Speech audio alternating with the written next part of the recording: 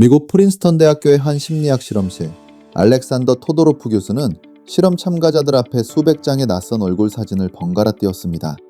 눈을 깜빡이는 것보다 짧은 시간이었죠. 그리고 참가자들에게 물었습니다. 이 사람을 신뢰할 수 있습니까? 참가자들은 당황했습니다. 순식간에 낯선 사람의 신뢰도를 어떻게 판단할 수 있을까요? 하지만 그들은 답했고, 토도로프 교수는 같은 얼굴을 다시 다른 그룹에게 보여주었습니다. 이번에는 반대로 충분한 시간을 주고 깊이 생각하게 했죠. 결과는 놀라웠습니다. 0.1초의 직감과 충분히 고민한 판단이 거의 완벽하게 일치했던 것입니다. 오늘 영상을 끝까지 보시면 왜 면접 초반이 가장 중요하고 어떻게 해야 하는지에 대해 확실한 개념을 잡으실 수 있을 겁니다. 앞선 사례를 면접장에 대입해 보겠습니다. 여러분이 면접장 문을 열고 안녕하십니까 한마디를 내뱉기도 전에 면접관의 뇌 속에서는 이미 판결이 내려지고 있다는 뜻입니다. 단 0.1초 만의 말이죠. 지난 1화에서 우리는 이익의 결탁을 이야기했습니다. 면접관의 이익과 당신의 이익을 일치시키라는 차가운 정답이었죠. 만약 1화를 보지 못하셨다면 나중에 꼭 보시는 것을 추천드립니다. 그런데 제가 아무리 좋은 답변을 준비해도 왜 면접장에만 들어서면 떨어지는 걸까요? 이제 그 질문에 답해드립니다. 면접관은 당신이 무엇을 말하는지 이전에 당신이 어떤 사람인지를 먼저 봅니다. 그리고 그 판단은 당신이 입을 열기 전에 이미 끝나 있습니다. 괜히 인사할 때 씩씩하고 겸손한 느낌으로 하라는 게 아닙니다. 심리학자들은 이것을 편도체 스캔이라고 부릅니다. 편도체는 뇌에서 공포와 위협을 담당하는 가장 원시적인 기관입니다. 원시시대, 인간은 숲에서 낯선 사람을 만났을 때 0.1초 안에 판단해야 했습니다. 지금도 가끔 뭔가 느낌이 쎄한 사람을 만나기도 하는데요. 우리 인간은 태초부터 친구인지 적인지를 빠르게 판단해야 했습니다. 틀리면 죽음이었죠. 그래서 우리 뇌는 논리보다 감정으로 먼저 판단하도록 진화했고, 이 회로는 21세기 면접장에서도 단 1초의 쉬는 시간 없이 작동합니다. 면접관의 편도체가 스캔하는 것은 단 두 가지입니다. 안정감과 일관성. 이 두 단어가 여러분의 면접 운명을 뒤집습니다. 오늘 저는 이 두 가지를 여러분이 다시는 잊지 못할 방식으로 새겨드리겠습니다. 이 개념이 익숙해지면 심지어 면접 준비 시간이 부족해도 큰 어려움 없이 면접장에 입장하실 수 있습니다. 첫 번째는 안정감입니다. 하버드 비즈니스 스쿨의 에이미 커디 교수는 수십 년간 첫인상을 연구한 끝에 결론을 냈습니다. 사람이 타인을 판단할 때 던지는 질문은 단 두 개. 이 사람을 신뢰할 수 있는가? 그리고 이 사람은 유능한가? 그런데 충격적인 건 이 순서가 절대 바뀌지 않는다는 것입니다. 즉, 신뢰가 먼저이고 능력은 나중입니다. 왜일까요? 원시 시대를 떠올려 보십시오. 낯선 사람이 내 앞에 나타났을 때 가장 먼저 알아야 할 것은 저 사람이 유능한가가 아닙니다. 저 사람이 나를 해칠 것인가입니다. 유능한데 나를 해치려는 사람은 재앙입니다. 차라리 무능하지만 선한 사람이 낫죠. 커디는 말합니다. 능력이 먼저 보이는 사람은 경계받지만 따뜻함이 먼저 보이는 사람은 환영받는다. 이 문구는 두고두고 곱씹어 볼 만한 인사이트라고 생각합니다. 이러한 본능은 능력주의가 우선시되는 현대사회라고 다르지 않습니다. 그런데 우리는 착각을 합니다.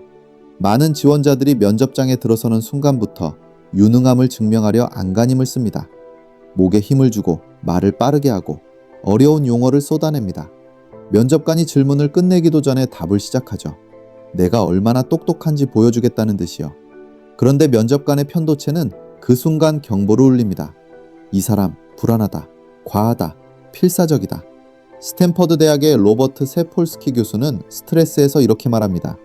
절박한 사람의 몸은 코르티솔이라는 스트레스 호르몬을 뿜어내고 그 냄새는 상대의 무의식에 그대로 전달된다. 인간은 코로 공포를 맞는 동물이다. 당신이 아무리 웃으며 말해도 당신의 땀 한 방울, 떨리는 손끝 하나, 빨라진 말의 속도가 면접관의 편도체를 찌르고 있습니다. 이것과 관련하여 기업은행에 입사한 제 지인의 실제 사례를 소개해드리겠습니다. 최종 면접장에 4명의 면접관 그리고 4명의 면접자가 있었습니다. 한 면접관은 이 방의 경쟁자 중 본인이 가장 경쟁력 있는 것은 무엇인가를 물었다고 합니다.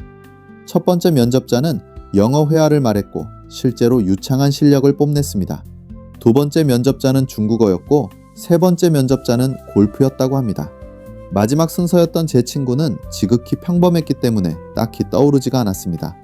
교환학생도 못 가봤고 골프는커녕 골프채도 한번 잡아보지 못했기 때문입니다. 그렇다고 자랑스럽게 뽐낼 무언가가 정말 없었다고 합니다. 그렇게 고민하다가 에라 모르겠다라는 심정으로 말했습니다.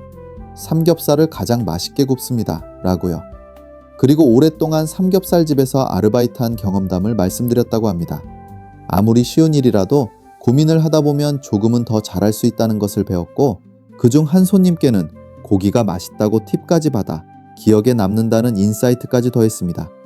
순식간에 면접장의 공기는 바뀌었고, 면접관도 제 친구에게 관심을 보이기 시작했죠. 결국 그 방에 4명 중 2명이 합격했고, 그중 1명이 제 친구입니다. 저는 이 사례를 면접 대답의 모범 사례로 자주 소개하고 있습니다. 두 번째는 일관성입니다. 첫인상이 안정적이어도 그 다음에 무너지는 순간이 반드시 옵니다. 자기소개서에는 저는 도전적인 사람입니다라고 써놓고 면접장에 들어선 모습은 쪼그라들어 있습니다. 이력서에는 저는 리더십이 있습니다라고 써놓고 질문을 받으면 눈을 깔고 웅얼거립니다. 서류에는 저는 창의적입니다라고 써놓고 답변은 10년 전 합격 수기집의 클리셰로 가득합니다. 면접관의 편도체가 가장 극도로 경계하는 것이 바로 이 불일치입니다. 진화 심리학자 로버트 트리버스는 우리는 왜 자신을 속이도록 진화했는가에서 말합니다. 인간의 뇌는 거짓말 탐지기계다. 하지만 가장 두려워하는 대상은 자기 자신을 속이는 사람이다. 왜냐면 그들은 자기가 거짓말을 한다는 자각조차 없기 때문이다. 일관성이 없는 사람은 면접관의 뇌에 이런 신호를 보냅니다. 이 사람은 자기가 누군지 모른다. 오늘 말한 것과 내일 행동할 것이 다를 수 있다. 위험하다. 당신이 길을 가다 갑자기 예측 불가능한 행동을 하는 사람을 만난다면 당신의 심장은 뛰고 경계심이 솟을 겁니다. 면접관도 똑같습니다. 그가 두려워하는 것은 무능한 사람이 아니라 오늘과 내일이 다른 사람입니다. 일관성에는 3개의 층이 있습니다. 1층은 서류와 면접의 일관성, 2층은 말과 태도의 일관성, 그리고 마지막 3층은 과거와 현재의 일관성입니다. 첫 번째 층은 누구나 이야기하지만 두 번째와 세 번째 층을 놓치는 사람이 대부분입니다. 당신이 저는 꼼꼼한 사람입니다 라고 말하면서 면접장에 5분 늦게 도착했다면 당신의 입이 아니라 당신의 발이 진실을 말한 것입니다. 당신이 저는 도전적인 사람입니다 라고 말하면서 지난 3년간 단 하나의 새로운 시도도 하지 않았다면 당신의 입이 아니라 당신의 이력이 진실을 말한 것입니다. 그래서 개인적으로 최악의 답변 중 하나라고 생각하는 것은 스스로를 완벽주의자라고 하는 것입니다. 면접관의 편도체는 입을 듣지 않습니다. 발과 이력을 봅니다. 그래서 일관성은 면접장에서 만들어지는 것이 아니라 면접 전 수년간 당신이 살아온 방식에서 이미 결정되어 있습니다. 결론적으로 면접관은 처음부터 당신의 스펙을 보지 않습니다. 편도체를 씁니다. 그 편도체는 2가지를 스캔합니다. 첫째는 안정감, 둘째는 일관성입니다.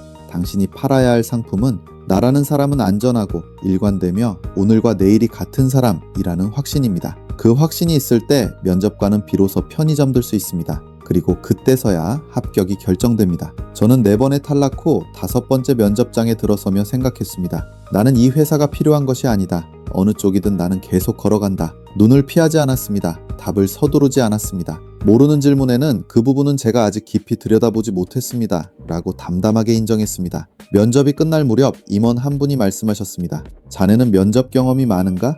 별로 긴장하지 않는 것 같군. 그날 저는 합격했습니다. 그건 능력이나 스펙이 뛰어나서가 아닙니다. 긴장하지 않았던 것은 제 삶을 억지로 꾸미지 않아서였습니다. 덕분에 저의 답변이 안정적이었고 일관적일 수 있었습니다. 여러분, 이제부터 면접을 답변을 준비하는 자리로 보지 마십시오. 면접은 당신이라는 사람을 증명하는 자리입니다. 그 사람은 면접 전날 만들어지지 않습니다. 당신이 지금까지 살아온 시간의 밀도가 면접장에 들어서는 그 0.1초에 응축되어 터집니다. 그러니 면접 자체를 준비하지 마십시오. 면접을 맞이하는 당신을 준비하십시오. 다음에는 많은 분들이 가장 궁금해하시는 주제를 다루겠습니다. 스펙이 부족한 사람이 스펙 좋은 사람을 이기는 역설의 기술입니다. 경력도 학벌도 부족한 사람에게만 열리는 문이 분명히 있습니다. 면접에서 떨어지고 내정자가 있었다고 생각하신다면 반드시 다음 편 내용을 집중해 주시기 바랍니다. 그 궁금증의 실마리를 얻어가실 수 있으니까요. 노답에서 정답으로 노답랩의 스토리 설계자 정작가였습니다. 다음에 뵙겠습니다. 감사합니다.